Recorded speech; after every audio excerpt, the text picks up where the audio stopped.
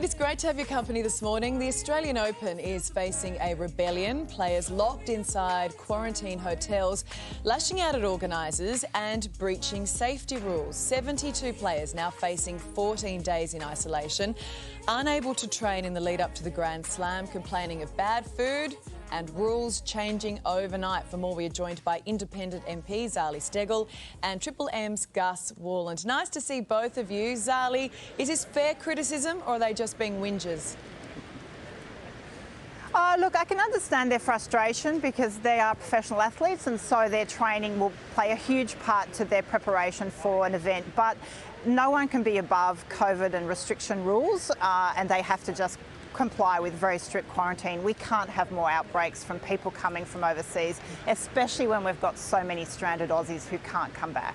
Well, we've seen organisers say that they were adamant the rules were clear from the very start. Some players disagree with that. But Gus, if you're an Aussie family, say currently stranded overseas, unable to get home, when you then hear players demanding to be moved to private homes with tennis courts, I suspect it's not going to go down too well.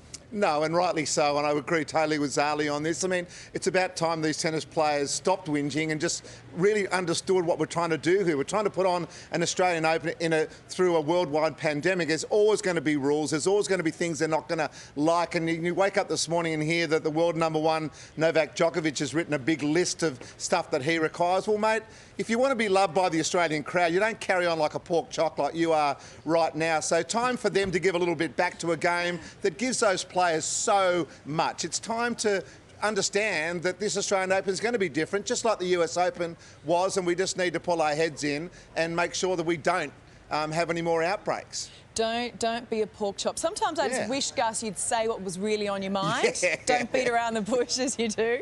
But, you know, Zali, what has been fun to see? We've seen players get creative. They've been practising against their windows or beds, running 5Ks in their rooms. Some of them seem to have the right attitude towards it. Absolutely, and I would say the vast majority will actually understand the spirit of, and I agree with Gus, you know, I think this is an unusual time. COVID's challenged everybody. It's time to think outside the square and get ready. If you're really that good at your sport, you should be able to pull it off in 2 weeks. Exactly. Carl's got a few things to say about this one. He's been ranting about tennis players all morning. I'll save you that for now, but, you know, trust me, it's coming a little later. I want to move on because the New South Wales Premier is hinting that those refusing to get the COVID jab could be blocked from venues like pubs and clubs. Zali, it's a pretty clear message, no jab, no beer. Do you think it'll work? I agree with it. We just can't afford to have the lockdowns. They're so brutal to businesses when they can't trade. As soon as someone has brought in the vaccine to a location, it really has dire financial consequences. There has to be strict measures. We need everybody to get vaccinated and absolutely support the no jab, no beer. But Gus, what about those who aren't sort of militant anti-vaxxers? They're concerned about these deaths that we've just seen in Norway. They're concerned about how fast the vaccine has been developed. Should they be locked out? Yeah, no, I know exactly what you mean, and I know what Zali means as well. So it's one of those really difficult ones. But, you know, you can always buy a drink at the bottle shop and drink at home as well. No one's saying you can't drink. You just can't drink at certain establishments that people decide that there's the no jab, no beer. So you're just going to, like we have in 2020 and now we're doing in 2021, adapt and pivot and do something different. So if you don't want to have the jab, you just can't have a beer at that certain venue. We just have to get used to this. I reckon this is going to be around for at least another couple of years, and we just have to understand that we have to adapt and pivot like we have done really well, haven't we, over the last year or so. I've got no problem having a drink at home, having a barbecue at home, so that's what we might have to do. It's a bit grim though, isn't it, that we're going to still be talking about this all of 2021. Yeah. And just to be clear, I'm very happy to have the jab, and we did ask you at home what you think about this on our Facebook page. 54% of you think non-vaccinated patrons should be banned from pubs and clubs, while 46% think that it is unfair.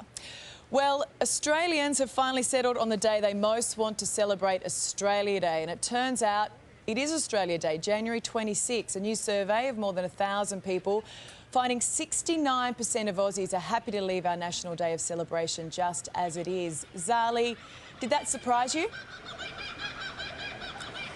No, but look, I'm a bit torn on this one. I do absolutely feel for First Australians in terms of their sense of loss and the tragedy that it represents for them. So I feel we need to build in more remembrance in our Australia Day ceremony. We should have a minute's silence to acknowledge the price paid by First Australians. But I think if the majority of Australians want the 26th, I think we need to work with that as well.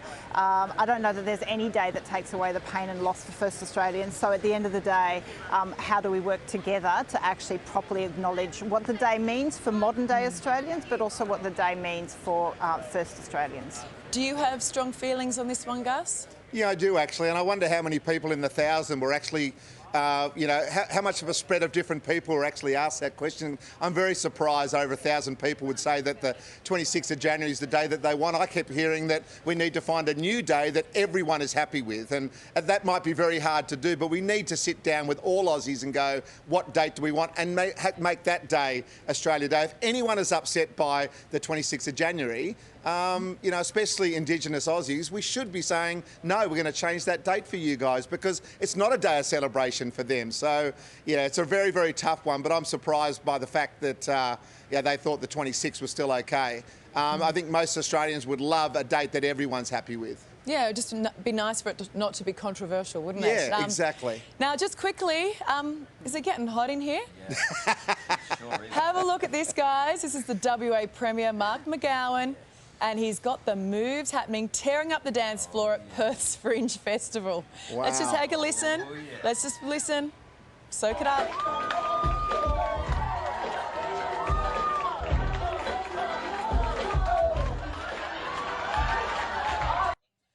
I'm just not sure if he was totally committed. Zali, when are you politicians going to learn?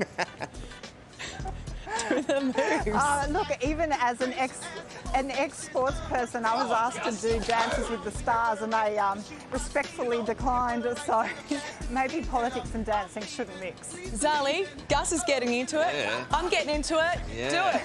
Come on. Do it. Do it. No. I'm in beautiful Manly, heading out Let's for just a swim. let's take a full screen of Gus there just to finish on. Oh, that is hot stuff. Oh, yeah. Gus, it is getting hot in here. Whoa.